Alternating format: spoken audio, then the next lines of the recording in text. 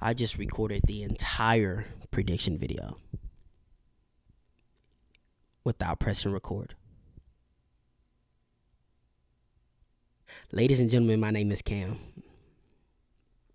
How you doing? How's your mom? How's your day going? My day was going great until that shit just happened. I'm here to give you my UFC 305 I'm so pissed. I'm here to give you my UFC 305 predictions and breakdown. If you guys like watching fights, talking fights, live streaming, parlays here and there, I urge you to subscribe, leave a comment, help out the algorithm. I think you'll like this channel. So we're going to get into this again for the second time. Opening the card, we have Stuart Nickel versus Jesus Aguilar. Stuart's making his UFC debut. If it was up to me, I would have put him on the contender series because he's 8-0, but all 8 wins are against Australian janitors. I went through his opponents to see who had the best record out of all his opponents, and the best record was 1-1. Everybody else was 0-1, 0-2, 0-3, so on and so forth. Brother, how is he a 2-1 favorite? But then you watch the tape and you realize it. Jesus Aguilar has 0 defensive grappling, and he relies on guillotines. Guillotines don't work at the highest level. Lucky for him, this probably isn't the highest level as far as opponent. But he has 0 defensive grappling. Hey, Stuart has cardio. He can wrestle for 15 minutes. He can push a pace. So we're probably just going to see Stuart land on top of Jesus Aguilar for 15 minutes. Jesus accepts position. Stewie Boy's going to get it done. Just watch for the gillies. But he should get it done. Moving on, we have Kenan Song versus Ricky Glenn. Kenan Song's a big boy puncher. We have 2 guys here who don't have the sexiest UFC records, but we have 2 guys who have faced different levels of competition. Kenan Song has faced far better competition than Ricky Glenn. Ricky Glenn, I just don't see is that good.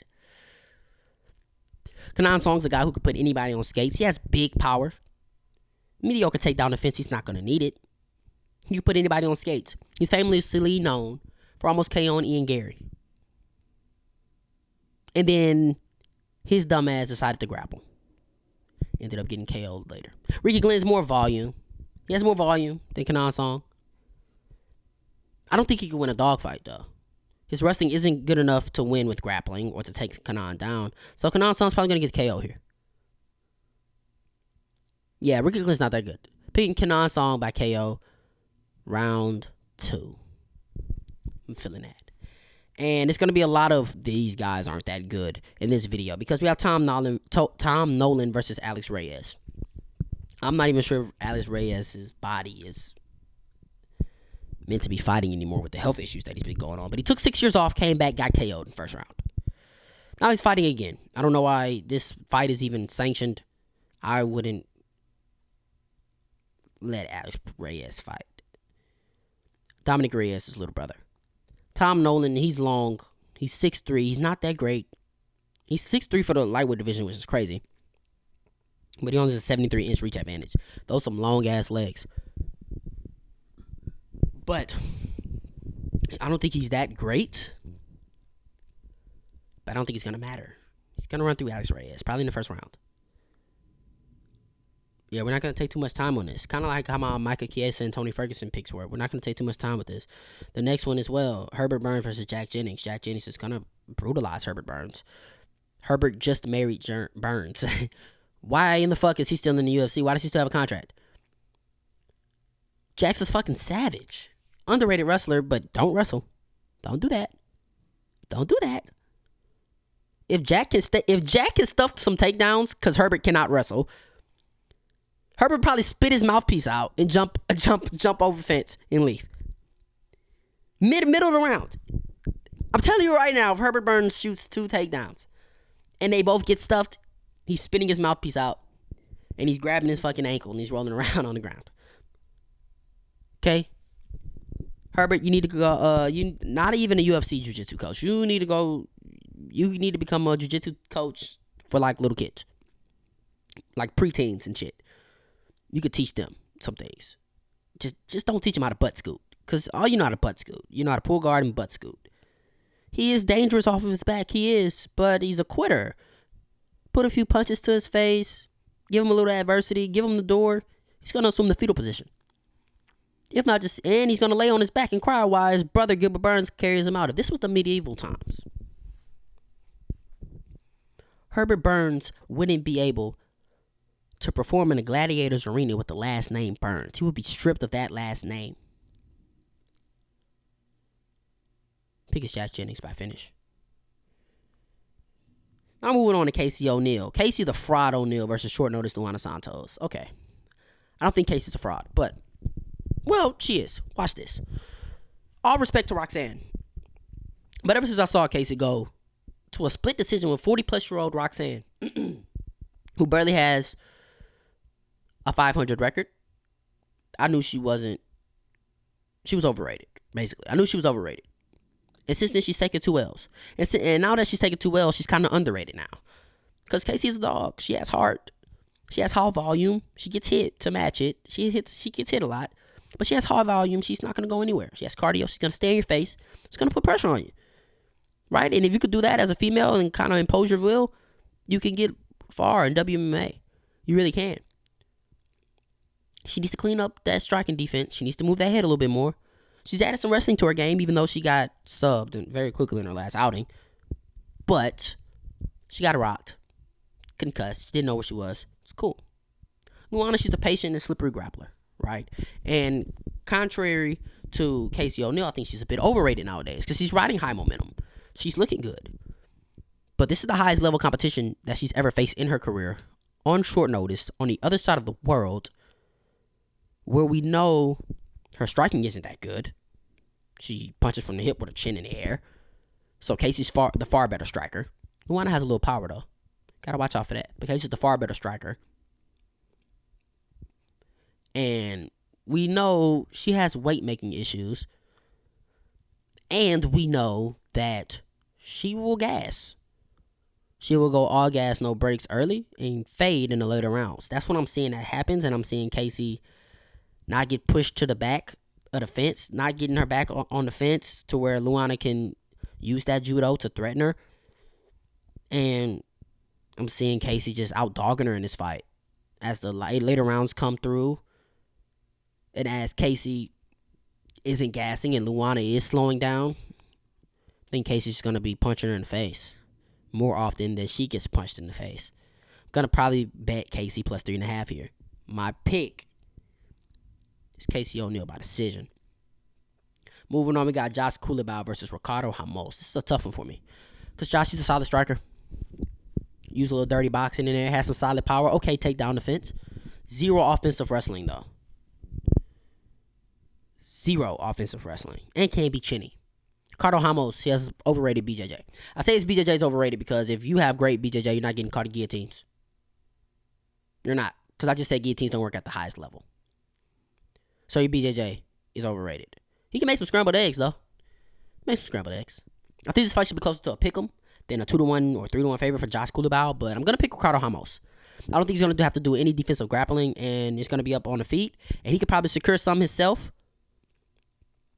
here and there. I'm going to pick Ricardo by split decision. I think he's going to win the striking, or the striking is going to be close, and he's going to win the grappling exchanges, and that's going to give him the nod. Moving on, we got Junior Tafa versus Walter Walker, the battle of the little bros. The battle of the little bros. I'm picking Junior Tafa, even though his takedown defense isn't good at all. And I know Walter Walker. What the fuck is that? Walter Walker is gonna wanna. He's gonna want to wrestle. He's gonna want to grapple. He's huge as hell. He's faced 0 competition on the regional scenes. He cannot strike. He gets hit a lot, and his cardio's dog shit. I'm gonna pick Junior Tafa by high confidence. Might even KO him in the first round. I'm gonna pick Junior Tafa to KO him in the first round. This is gonna be like a Carl Williams versus Denise situation from last week. But Walter Walker is a far worse wrestler than Carl Williams. A far worse striker than Carl Williams. And I think Junior Tafa, this is MMA math at its T, and we know it doesn't exist, but Junior Tafa's not that far. I'm not even willing to say he's worse than Denise on the feet. And he has dangerous power. Yeah, I'm picking Junior Tafa. He's going to get on the inside. He's going to fucking KO him in the first round. Fuck out of here. Moving on, we got Li Jingliang versus Carlos Prates. The Leech is back, man, and he's a durable guy with volume and power that you have to respect. But Carlos made me look like an idiot in his last fight because I picked against him. And he showed me why I was a dumbass. He showed me he has great range control. He has great precision. He has great speed. And he has great timing. He's like Alex Pereira in the welterweight division. It's really like that for real. He's really like that for real. The Leech has had a long layoff.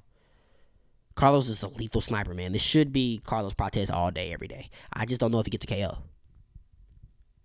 He has a death touch, man. He has a 78-inch reach. God dang, a 78-inch reach to Lee's 71.5-inch. This is Carlos all day. I just don't know if he gets a KO. Fuck it. I'm going to pick Carlos Prates by knockout. Moving on to another knockout. Jairzinho Rozenstruik versus Tai Tuivasa. If Jairzinho Rozenstruik takes his career serious, there's no way, and I mean absolutely no way, that he should lose to Tai Tuivasa. This is a beautiful matchup for Jairzinho and a horrible matchup for Tai.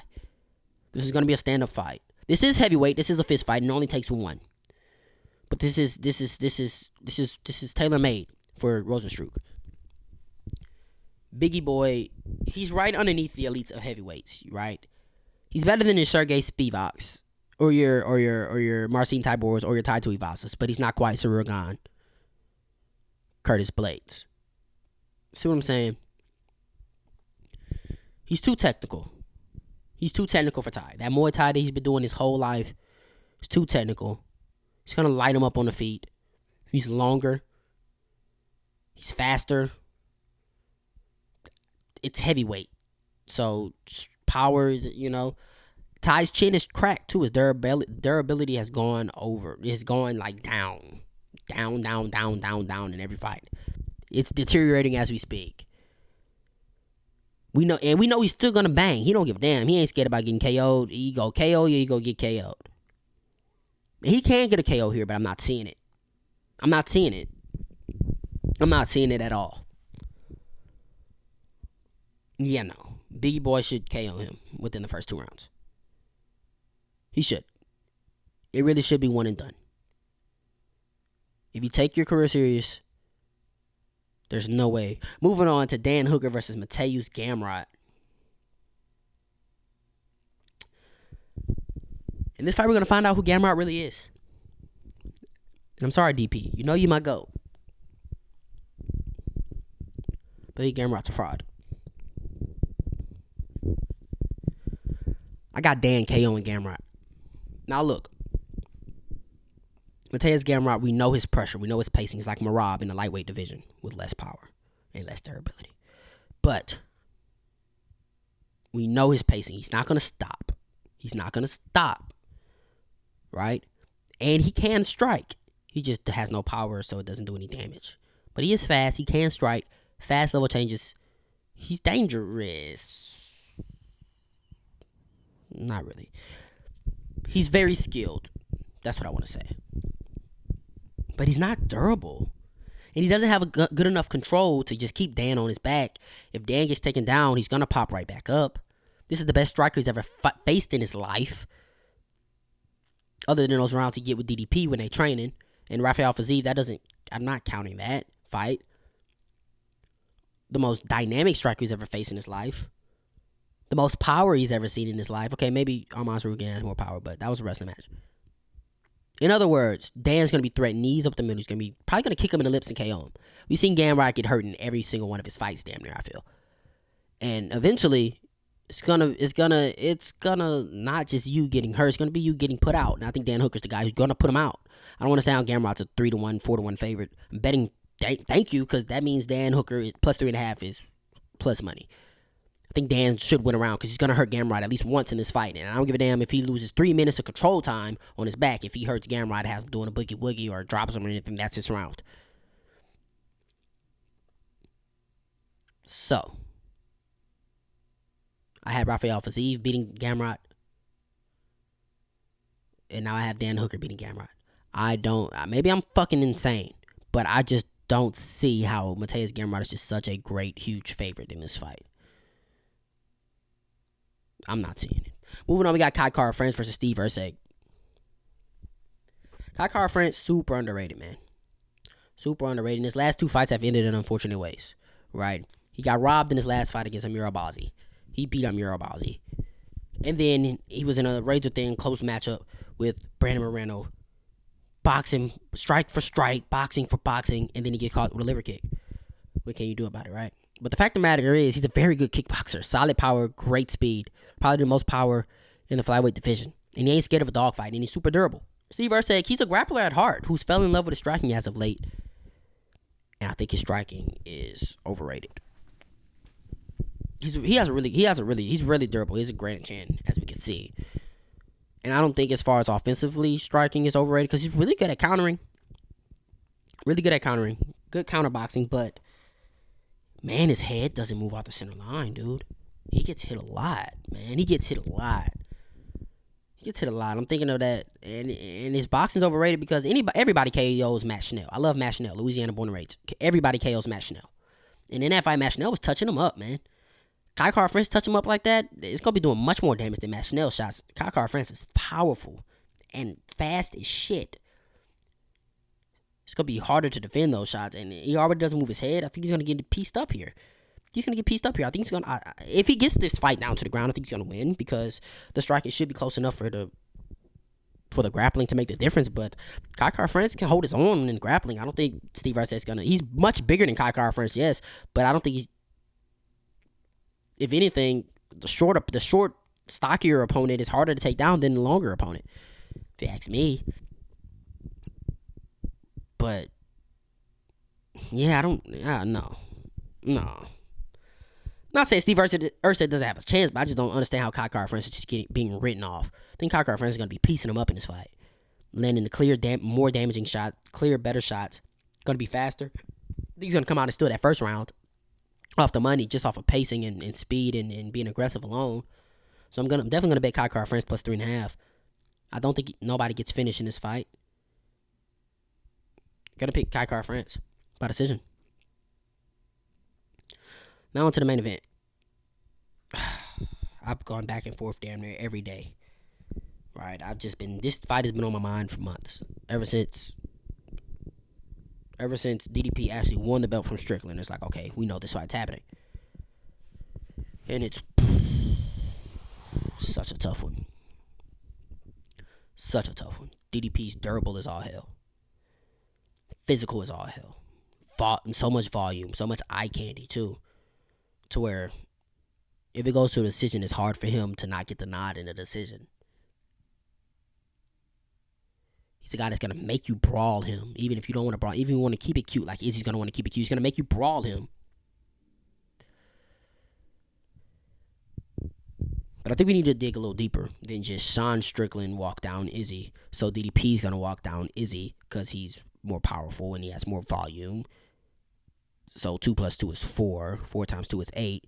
DDP wins. I think we need to look a little deeper than that because when you look at Sean Strickland and DDP style, yeah, they both go forward, but it's much, much different. Much different. DDP's going forward, chin in the air, all caution to the wind, careless risk, uncalculated risk. Sean Strickland's very calculated in the risk that he takes, and he doesn't really take that many risks. Even though he's going forward, it looks kind of crazy, but he's not taking that many risks. He's popping the jab out. He's keeping a high guard. He's keeping the Philly shell, so it's hard to hit. So he's not opening himself up. His chin's not in there. DDP's gonna have his chin in there. He's gonna open himself up. Sean Strickland's not giving you any openings while he's putting that jab in your face. And Izzy couldn't get past it. But once you do get past the jab, then he's going to give you a right hand. And then once you get past that, and then fuck getting past that, then you add the teep kicks to where he's constantly just scoring with the teep kick. Such an annoying style to me, but it works. It's hard to beat that. Sean Strickland forward pressure going forward is much different than everybody else's in the UFC, quite frankly. I'm looking back towards Robert Whittaker 1, where Robert Whittaker, I think that's the kind of approach DDP's going to have. To where he's just going to, I'm durable. You can't, DDP has the mindset to where I'm going to eat this punch so I can give you mine. I don't like that mentality against Israel Adesanya because Robert Whittaker had that mentality where I'm going to get on the inside and I'm going to land mine. Whatever you give me, I don't care. I'm going to land mine. And he got KO'd. It was how Robert Whittaker make the necessary changes in the second fight to where he kind of won the second fight. But he made the necessary changes in the second fight to where, hold on. hold on. He took more calculated risk. He didn't just recklessly blitz. He didn't open himself up that much, and he mixed in the wrestling. If DDP fights like that, he should win this fight.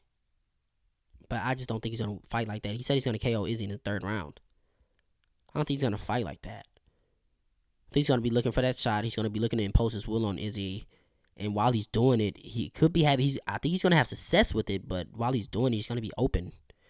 And history has told me with Paulo Costa and Robert Whitaker in the first fight, and Derek Brunson and Alex Pereira in the second fight, where Alex was walking him down, but he left himself open and got countered and KO'd. History has showed us that if you leave yourself open and just try to impose your will without being calculated, you're going to get caught with something. And I think Izzy's going to catch him with something here. I'm not under the belief that if you pick DDP, you're dumb, and if you pick Izzy, you're dumb, and you're just dumb, and how could you, even though I do have an Israel Adesanya action figure there, but it's like,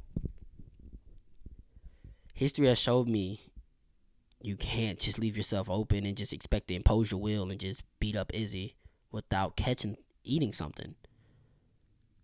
It's just hard for me to believe that. So, if this fight goes to decision, I have DDP winning, but I don't think Israel Adesanya fights the KO shot. Second round, maybe third. Second round. I'm gonna go with the second round, and this could be like the worst prediction of my life or the best prediction of my life, because after round one, what kind of Izzy you're gonna get. If Izzy was able to establish his game plan, land some low kicks, get you reacting to feints,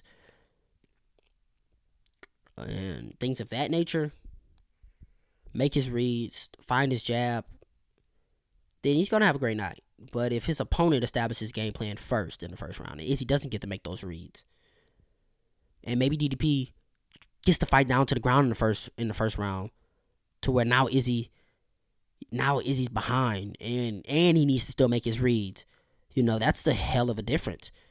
If it goes down like that, then DDP should win this fight, and it should go to decision. But the question for me is Israel Adesanya the same man? Can he be that same fighter that KO'd Robert Whitaker in the first fight and made him pay, or ran through Costa and made him pay? We're going to have to find that out Saturday, but I'm going to pick Israel Adesanya by knockout. Thank you for enjoying this one with me.